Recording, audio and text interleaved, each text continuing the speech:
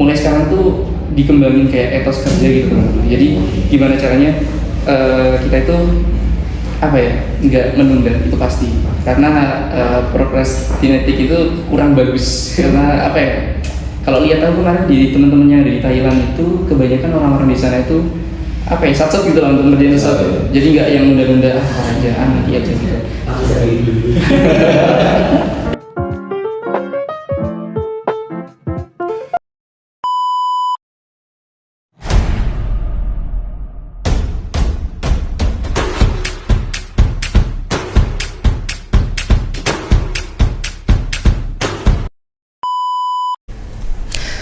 Hai, Red Ethos Podcast is back. Podcast bincang-bincang dari warga biologi yang pastinya akan memberi kamu insight baru untuk upgrade diri jadi lebih baik lagi. Salam lestari, salam konservasi. Assalamualaikum warahmatullahi wabarakatuh. Halo teman-teman, halo biologi people. Welcome back to Red and Talk Podcast Biologi Semut Merah. Nah, kali ini aku Arya Dwi Wijaya Saputra bakal menemani kalian di podcast Red and Talk kali ini dengan tema Cut to the case and go out on a limb. Oke, di episode kali ini kita akan membahas tentang mahasiswa-mahasiswa berprestasi bersama narasumber kita, kakak-kakak yang udah ada bareng sama aku di sini, yang tampan dan rupawan dan juga aura-aura prestasinya udah kerasa banget nih. Yaitu di sini ada Kak Wildan dan juga Kak Yoga. Halo, gimana kabarnya kakak hari ini? Halo Arya, terima kasih udah diundang, suatu kehormatan ya. Terima kasih juga ya Kak udah datang di kantor kali ini. Gimana kalau Kak Wildan kabarnya? Alhamdulillah kabarnya hari ini baik banget. Alhamdulillah. Udah vibes-nya positif banget ya teman-teman. Aku rasanya agak insecure gitu loh di sini. Oke, sebelum kita bincang-bincang lebih lanjut, aku kasih tahu dulu nih teman-teman latar belakang dari narasumber kita yang udah hadir pada hari ini. Oke, pertama ada Kak Wildan Zainuri SSI. Nah, kakak ini merupakan UCDium terbaik periode 5 tahun 2023 dengan IPK 3,75. Wah. Kemudian yang satunya lagi udah bersama kita di sini ada Kak Yoga Agustian Permadi. Kak Yoga merupakan salah satu peserta dari International Internship Program 2023 di King Mongkut University of Technology Thonburi, Thailand. Oke. Sawadee. Bau-bau Thailandnya masih kerasa ya Kak ya sampai sekarang. Oke Kak, sebelumnya aku tanya-tanya dulu nih, lagi sibuk apa nih kakak-kakaknya akhir-akhir ini? Oke, dari siapa dulu nih? Dari Kak Wildan. Oke, boleh. Ya teman-teman, sekarang kesibukan saya yaitu sebagai mahasiswa magister biologi, tentunya di UIN Maulana Ibrahim Malang. Terus sekarang juga tergabung dalam Dewan Eksekutif Mahasiswa. Selain itu saya juga aktif di beberapa paguyuban duta. Alhamdulillah ada 2 untuk tahun ini, yaitu ada Paguyuban Duta Lingkungan Jawa Timur dan ada Paguyuban Duta Budaya dan Pariwisata Religi Jawa Timur. Wow, amazing banget. Oke, kalau Yoga akhir-akhir ini lagi sibuk apa? Oke, kalau aku pribadi mungkin ya sama mungkin ya kayak teman-teman di sini, kegiatan perkuliahan, mungkin juga ngurusin asisten praktikum juga, dan ada beberapa organisasi yang masih diikutin. Jadi seputar itu. Oke. Emang kayaknya padat merayap ya kakak-kakak di sini, kayak emang orang-orang tipenya nggak bisa dia ekstrovert ya. Oke, nah jadi teman-teman seperti yang udah aku sampaikan di awal tadi, kita bakal membahas tentang mahasiswa-mahasiswa berprestasi yang ada di Biologi UIN Malang. Oke, jadi ini nanti bisa memotivasi kita para kaum mager, apa sih sebutannya kalau sekarang ya kaum nolep lah ya, supaya bisa lebih aktif lagi, dan juga ingin menepis juga nih Kak tentang selentingan kayak anak bio tuh kayaknya repot banget, penuh banget jadwalnya, kayak yang hidup dari pagi sampai malam itu isinya cuma lapar praktikum.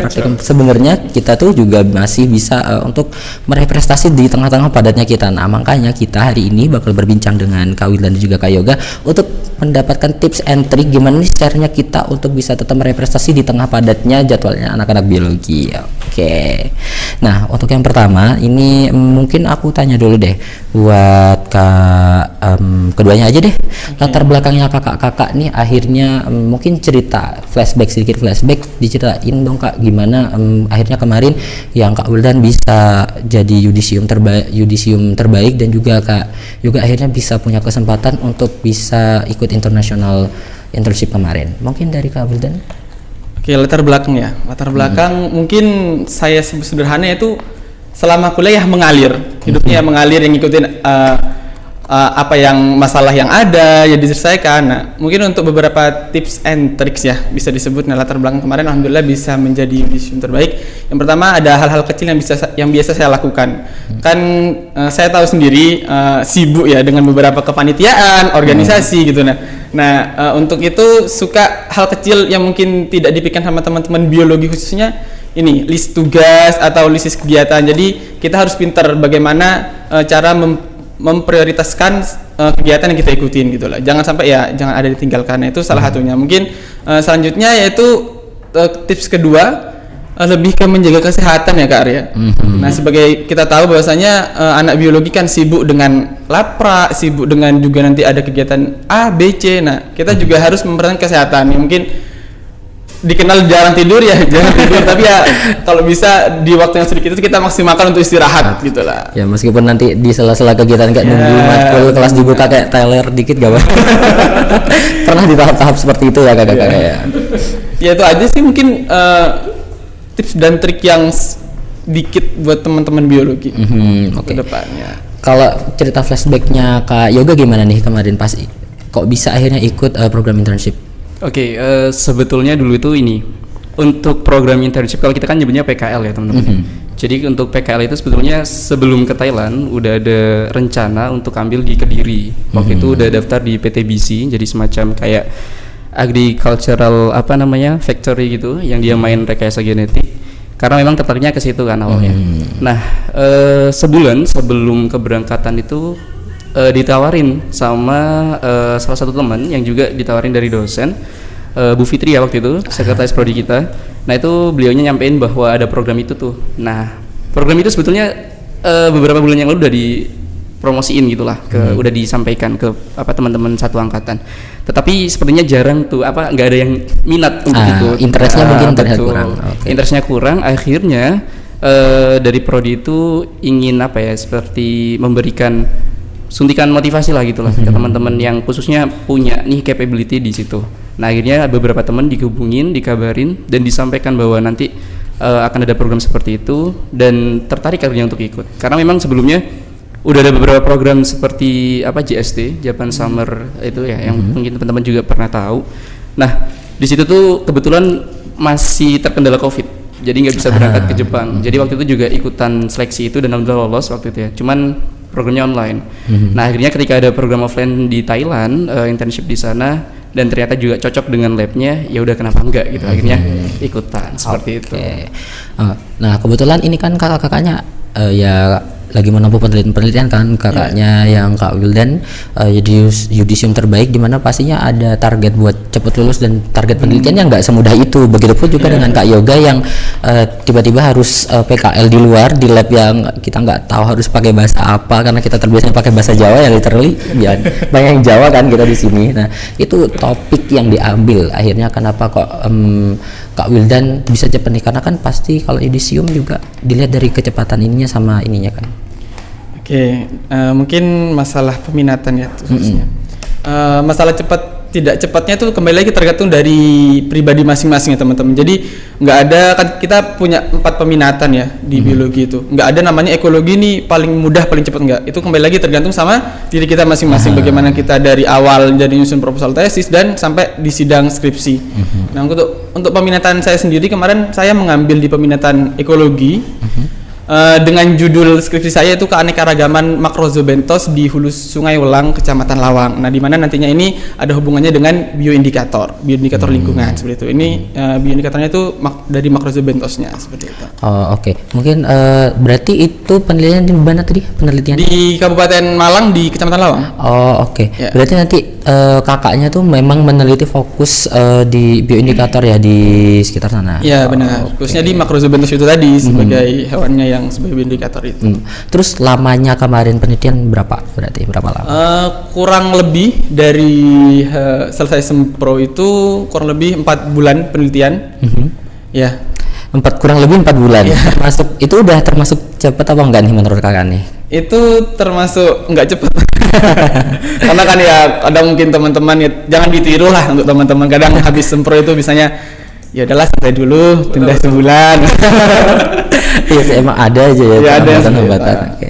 Nah, kemudian kalau Kak Yoga nih, kemarin udah sempet di Thailand kemarin, PKL-nya akhirnya topiknya kayak gimana?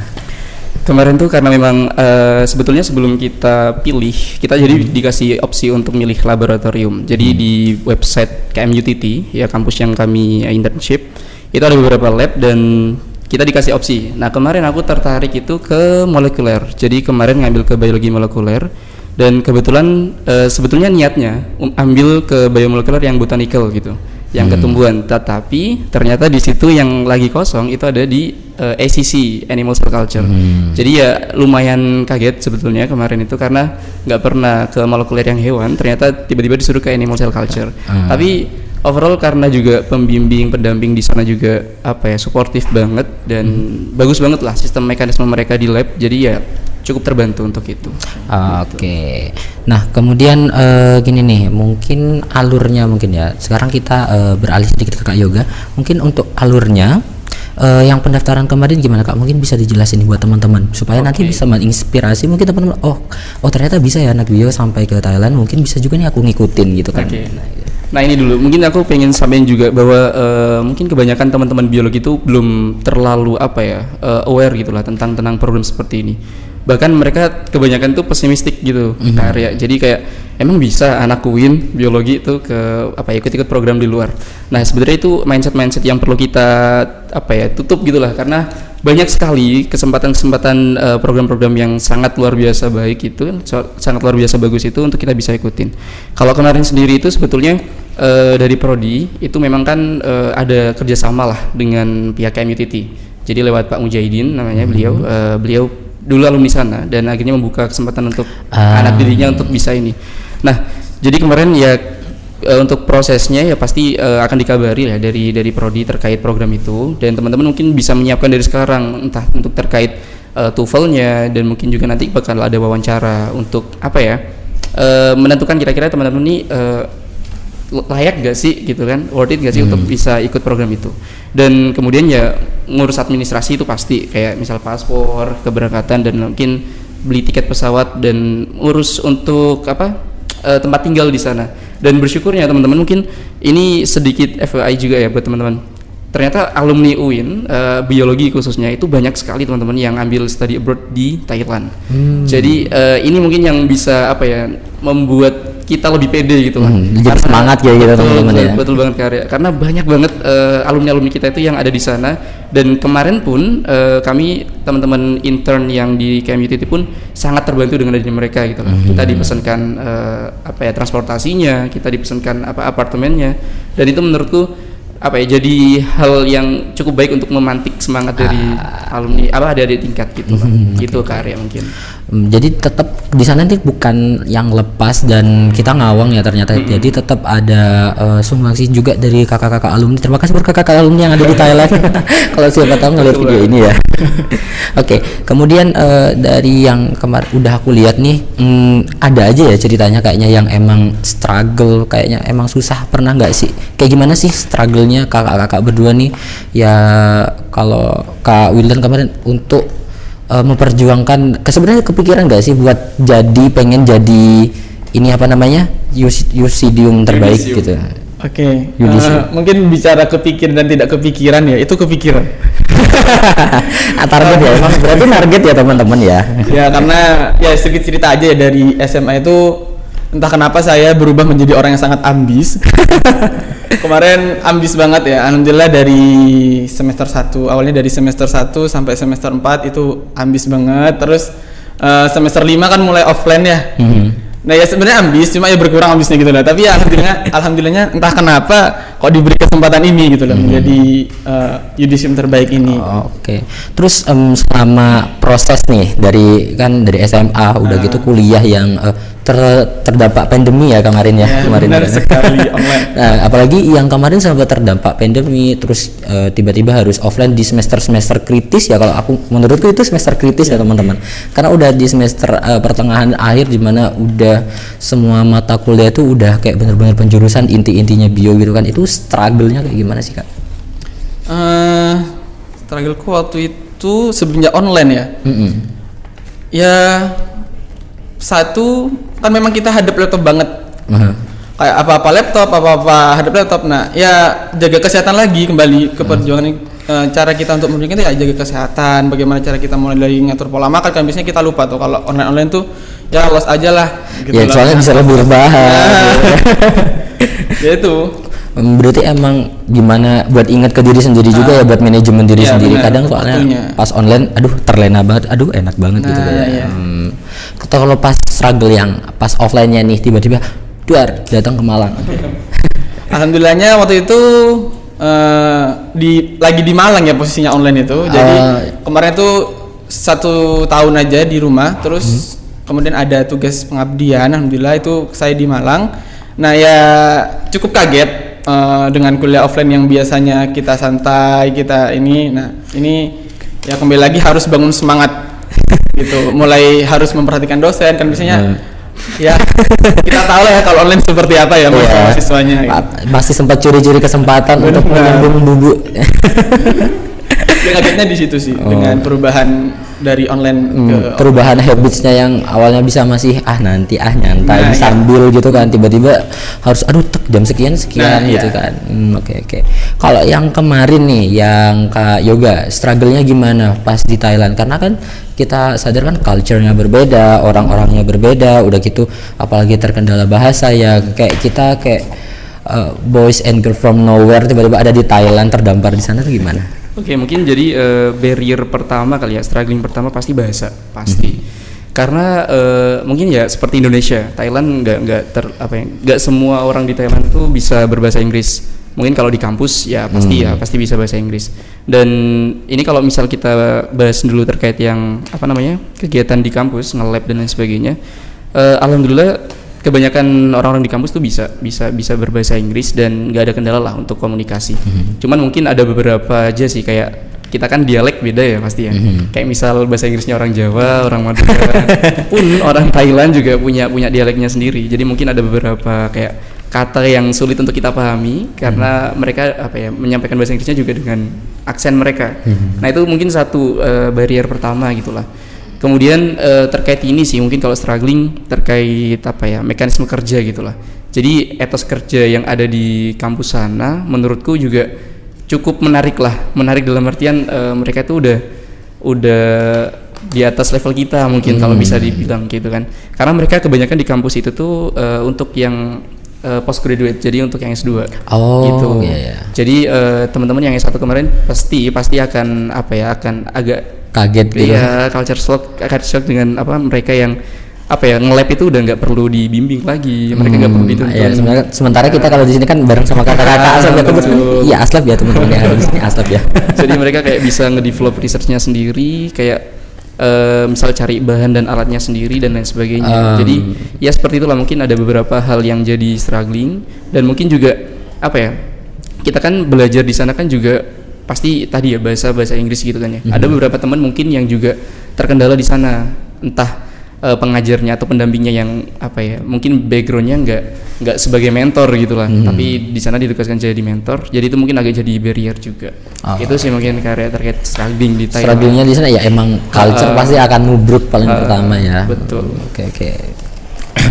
Nah kemudian nih bedanya yang kemarin pas aku ngeliat kan karena emang culture shock gitu ya, mungkin bedanya pas kakak kemarin kebiasaan nge-lab di Indo kan, pas udah pernah nge-lab di Indo, kemudian kemarin pas internship di sana, bedanya selain struggling kemarin, bedanya pas nge-lab di sana tuh gimana sih? Apa mungkin dari fasilitas atau maybe yang lain dari teacher-teachernya? Kalau dari fasilitas sih mungkin kita nggak jauh beda ya, karena kemarin aku lihat pun di lab ACC itu juga ada beberapa alat yang kita juga punya gitulah. Cuman perbedaannya adalah alat-alat di sana itu kepake, kalau di tempat kita kan belum terlalu terpakai gitu kan.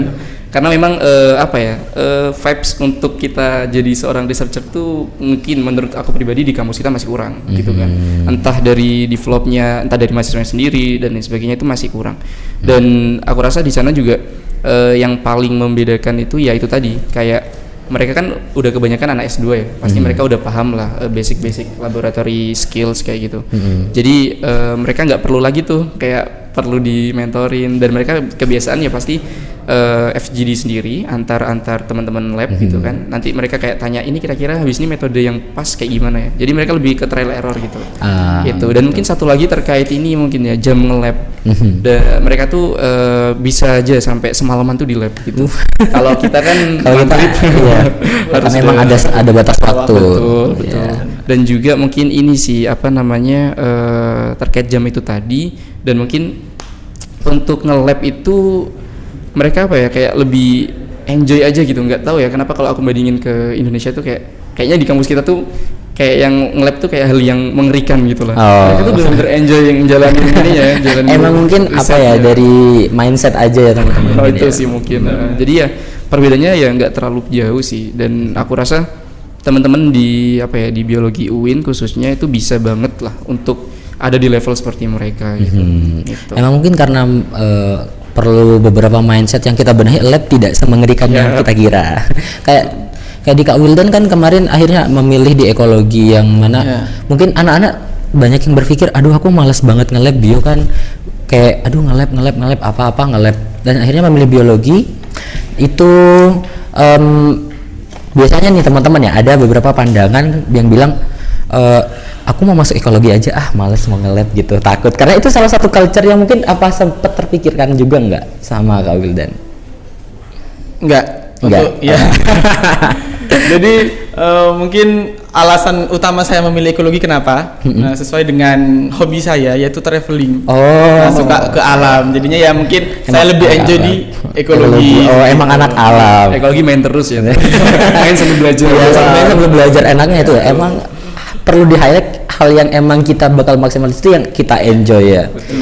Kayak kakak-kakak di sini emang ya udah kayak Kak Wildan emang enjoynya karena berbasic dari aku seneng jalan-jalan, aku seneng ini, akhirnya memilih topik penelitian kemarin di ekologi, di penelitian zoobentos ya Kak ya? Makrozobentos. Kemudian juga kayak di Kak Yoga lebih awalnya di Kak sebelum ke Thailand kan bukan di ini ya hewan ya? Di tumbuhan. Molekuler. Tapi ternyata setelah dapat molekuler hewan di Thailand tidak semengerikan yang dikira, ternyata bukan kan. Sebenarnya ini sih karya semua hal yang ada di biologi, entah tadi kan udah disebutin ya peminatannya, entah zoologi, botanical ataupun mungkin mikro dan ekologi, itu bisa jadi satu hal yang komprehensif nantinya. Jadi mungkin di sini aku pengen ngelurusin gitu ya mindset teman-teman, kan kebanyakan nih kayak kalau udah ekologi ya udah ekologi aja gitu, nggak bisa nyambung ke yang lain. Padahal di ekologi pun ya bahas tentang zoologinya, bahas tentang botanicalnya, dan kayak jangan sampai kita tuh mengkotakkan gitu lah. Jadi semuanya tuh bukan suatu hal yang dikotomis, tapi bisa saling berkaitan gitu. Bahkan ketika dikaitin pun akan jadi suatu hal yang komprehensif, dan itu lebih bagus menurut aku gitulah. Semuanya tetap nyambung ya, bukan akhirnya aku milih ekologi bye mikro gitu kan. Ternyata penelitiannya ini yang ekologi, penelitiannya malah mikrozobentos. Hewannya kan ada sambungnya ke hewan. Kayak gitu. Nah kemudian yang ingin aku tanyain juga di balik ini perjalanan selama ini itu pastinya ada dong yang jadi penyemangat nih. aku tanya-tanya dulu ya. Ini tidak punya ayang kan? Punya ayang ya pasti. Mas tambah 20 tahun ini tidak mungkin tidak punya ayang ya teman-teman ya. Pasti akan ada sosok inspiratif dan suportif kan di balik perjalanan kakak-kakak di sini, terutama apalagi pas tadi struggling di masa-masa kritis itu harus menyelesaikan skripsi, kemudian nanti habis tiba-tiba jauh dari keluarga di tempat yang antah berantah di negeri orang. Itu siapa sih sosok-sosok di balik kakak-kakak ini gitu? Terserah nih siapa nih yang mau siap mengekspos ya. Dari aku dulu. Oke, mungkin support system itu kan memang penting banget. The most important thing mungkin menurutku support system memang untuk perjalanan karir. Ya pasti kalau menurut aku pribadi yang paling jadi support system itu orang rumah, pasti itu. Karena kemanapun kita pergi pasti kan tujuan akhirnya adalah rumah gitu kan. Ya orang tua, kemudian ada kakak juga yang selalu support gitu kan untuk semua kegiatan. Bahkan untuk ya pasti kan kita kayak butuh dana lah untuk itu kan. Nah untuk materi itu pun pasti dan nggak mungkin enggak dari orang rumah gitu kan. Dan ya itu mungkin suatu privilege juga punya orang tua yang apa namanya, yang bisa support apapun yang ingin kita kembangkan gitulah. Dan kedua mungkin ya teman-teman sejawat seangkatan, meskipun bukan mereka juga yang ikut ke Thailand gitu kan. Jadi kemarin itu ada 5 orang dari biologi yang berangkat ke Thailand, dan shout out juga buat mereka yang udah saling support gitu kan.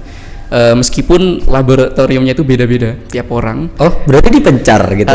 Jadi memang kita waktu itu peminatannya tuh beda-beda gitu lah. Dan ketemunya itu mungkin waktu jam sholat aja gitu lah. Jam sholat, jam rehat, udah pulang gitu ya. Betul. Jadi kayak makan siang kita baru bisa ketemu, dan kita ceritain tuh keluh kesah di lab gitu. Misal ketemu pembimbing yang mungkin kurang bisa jelasin dengan baik kayak gitu, atau mungkin masalah dengan risetnya. Jadi support system dari teman-teman juga itu sangat-sangat ngaruh gitulah. Dan apalagi ini dari dosen juga sering kan kemarin juga beberapa kali kayak jabrian lah sama bapak ibu dosen juga ngasih semangat ya Thailand di PKL di Thailandnya kayak gitu. Jadi alhamdulillah bersyukur banget ada di lingkungan yang sangat suportif itu gitulah. Karena mungkin menurutku pasti ya namanya struggling, kalau kita nggak diiringi dengan support system yang baik juga itu akan jadi hal yang cukup memberatkan. Jadi dapat support system yang sebaik itu, sebagus itu, menurutku hal yang patut disyukurin lah gitu. Homesick nggak? Kalau homesick sendiri sih kayaknya lupa ya sama homesicknya, karena di situ tuh bener-bener kita teman-teman, kayak sedikit waktu yang kita bisa pakai untuk leha-leha gitu lah istilahnya. Kan nge-lab tuh sebetulnya idealnya dari Senin sampai Jumat, tapi karena kemarin kita cuman punya waktu 1 bulan aja ya kan, kita bahkan di hari Sabtu itu sempat nge-lab juga, jadi di weekend itu juga sempat nge-lab. Cuman juga nggak kalah sih sama mainnya juga, kita kan juga jalan-jalan pastinya kan. Jadi ya study hard, play more harder gitu. tetap mencari kesempatan di sela-sela ini ya gitu. Kalau Kak Wildan, sosok di balik keberhasilan yang telah dicapai sejauh ini? Mungkin sama ya kayak Kak Yoga, kembali lagi ke orang tua. Karena apapun kan restu kita ada di orang tua. Kita ngelakuin kita kuliah karena orang tua. Nah, kembali lagi orang tua merupakan pemegang peran utama ya yang bisa saya sebut di pendidikan saya sampai saat ini. Dimana mulai dari doa beliau, mulai dari mungkin materi yang beliau kasih ke kita. Nah, itu merupakan penunjang utama yang alhamdulillah selama ini saya syukuri memiliki mereka seperti itu, memiliki beliau berdua seperti itu. Ya alhamdulillahnya sama kayak Kak Yoga, saya memiliki orang tua yang mendukung dalam hal bidang pendidikan, di mana sedikit cerita, alhamdulillah bapak sama ibu di sini mendukung anaknya nanti seperti nanti nak lanjut ke S3, nanti lanjut apa gitu, alhamdulillah didukung gitu loh sampai sekarang. Sadar dalam hal pendidikan lah alhamdulillahnya seperti itu. Iya. Terus mungkin sosok yang lain yang menemani selama perjalanan skripsi, biasanya kan ini ya ada sampingan ini kayak ungkapan-ungkapan ada seseorang yang menemani. Biasanya ada nggak sih nama-nama khusus yang ditulis sendiri di latar belakang ini kata pengantar? Untuk nama-nama khusus ada, tapi bukan orang spesial ya, karena gitu. Tidak punya orang spesial. Mungkin belum siap diekspos atau gimana? Ya nantilah dikirim. Jadi ya memang ada, alhamdulillah ada teman-teman yang selalu mendukung selama penelitian kemarin.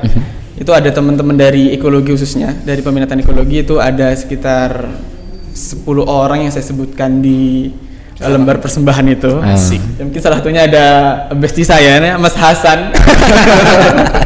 Yang selalu membantu dari awal sampai akhir penelitian kemarin. Ya. Oke gitu. Jadi tetap ya teman-teman, se-hard-hardnya kita sekeras-kerasnya kita berjuang, emang kalau nggak ada support system tuh kayak hampa aja gitu ya. Iya, benar. Kita udah sejauh ini mau dipersembahkan buat siapa? Udah buat kita pun ya kita yang merasakan kan, kayak dipersembahkan buat siapa ya. Jadi emang perlu untuk menentukan memiliki seseorang yang suportif juga, lingkungan kerja dan lingkungan pendidikan yang mendukung buat kita, karena supaya hasilnya lebih maksimal dan ada kepuasan tersendiri pas udah mencapainya. Oke. Nah, kemudian ini aku sempat kepikiran barusan, kan kalau untuk Kak Wildan nih, kita beralih sebentar ke Kak Wildan. Jadi barusan kan udah disebutkan di awal ikut Dema, ikut Duta dan yang lain-lain, terus juga sekarang kalau nggak salah lampu fast track ya.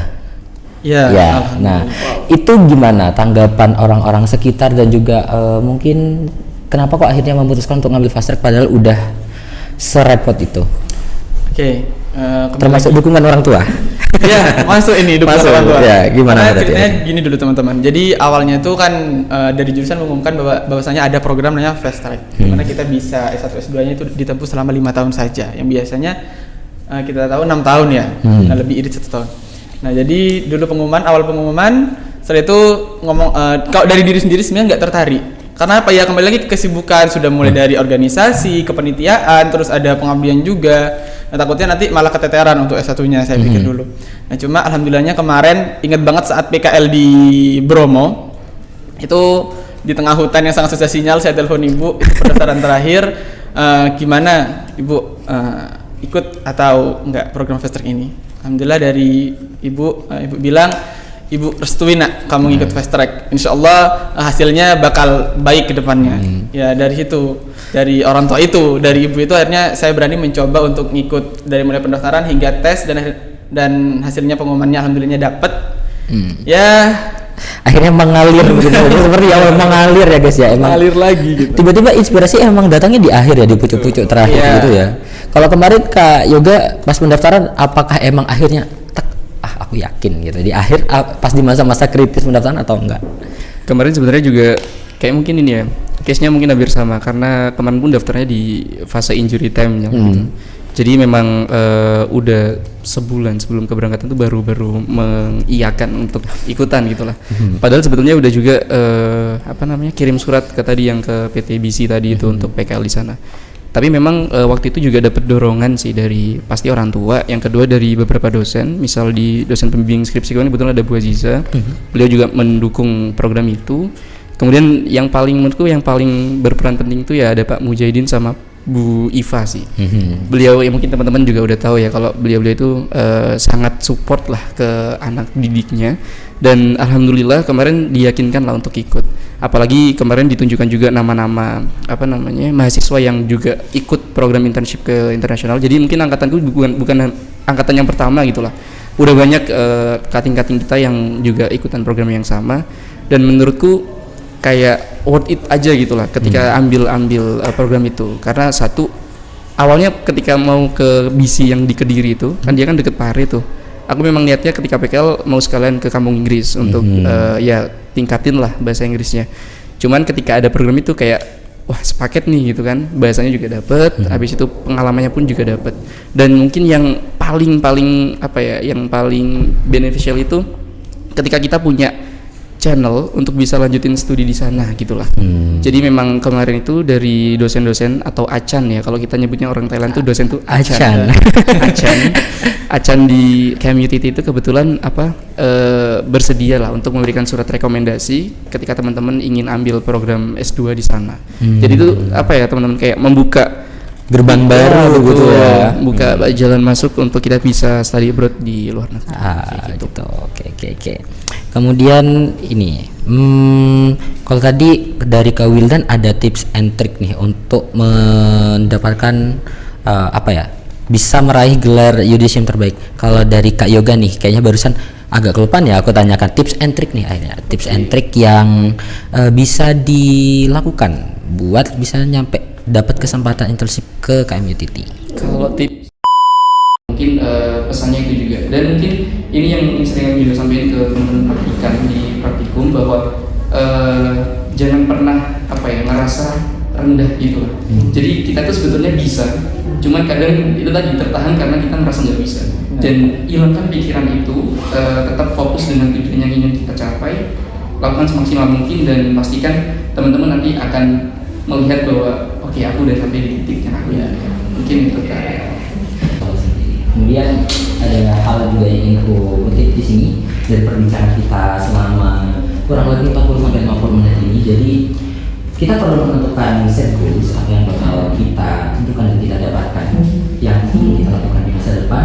Kemudian pintarlah untuk melihat value diri kita sendiri, dan juga melihat lawan juga kesempatan, karena tanpa analisis yang mendalam, kemudian juga melihat kesempatan yang baik, meskipun kita punya senjata, tapi kalau tidak digunakan dengan baik, pada akhirnya kita akan mengalami kegagalan. Tapi kegagalan bukanlah sesuatu hal yang patut disesali, tapi menjadi pelajaran untuk bekal kita di selanjutnya. Dari PKL kamu adalah insan yang luar biasa dan istimewa, hanya perlu waktu dan tempat yang sesuai untuk kamu bisa bersinar. Itu aja yang bisa aku sampaikan. Terima kasih buat kalian dan juga kamu dan teman-teman yang aku hari ini. Terima kasih buat teman-teman yang udah menonton video ini sampai akhir. Semoga perbincangan kita ini akan bisa memudahkan teman-teman mengubah mindset yang ada biologi itu knowledge hanya bisa berprestasi seperti kakak-kakak yang tanpa berpawan ini. Terima kasih buat semuanya.